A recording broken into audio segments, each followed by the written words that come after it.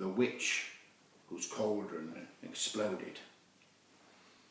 Melinda was a maladrous witch. One glance from her could make you blink or twitch. A full glare from her evil eye could make you wail and scream and cry. She had a cauldron black and large, the steam from which did noxiously discharge.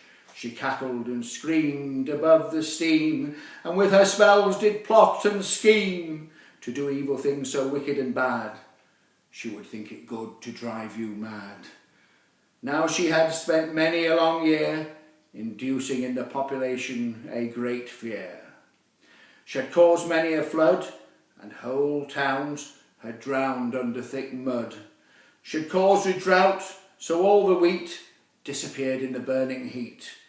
Boils and warts were on her in every place. She'd, with her spell, put them on your face. She'd cast a spell to make you fat. She'd use in that one a wing of bat. Her favourite one involved a lock of her hair. She'd turn you into a frog or a bear.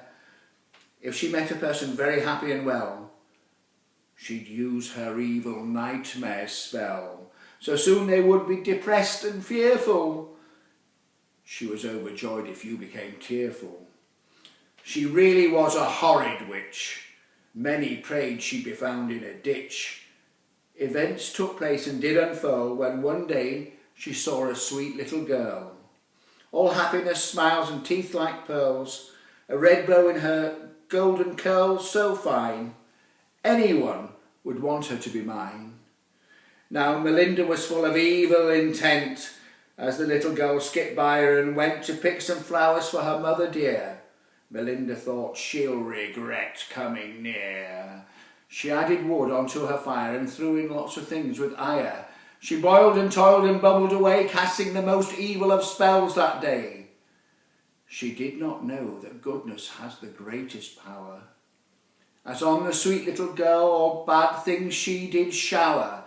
She crossed the line when she wished on her plague and all manner of unpleasant agues.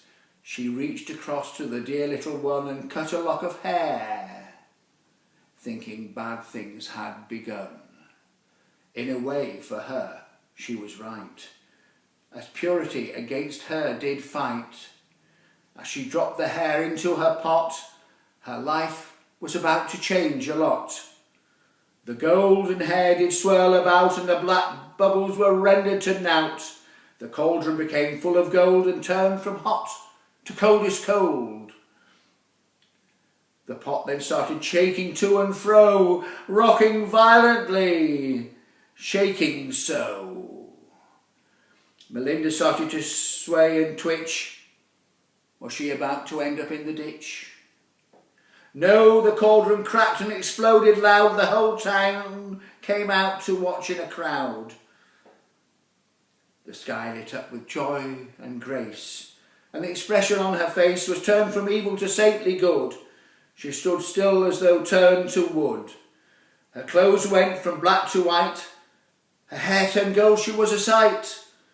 Her evil had taken on true virtue in a fight, and saintliness had won that which is right. That fateful day, purity with her had its way, and now she was a fairy every day. Thank goodness for that little girl, whose innocence did evil away hurl.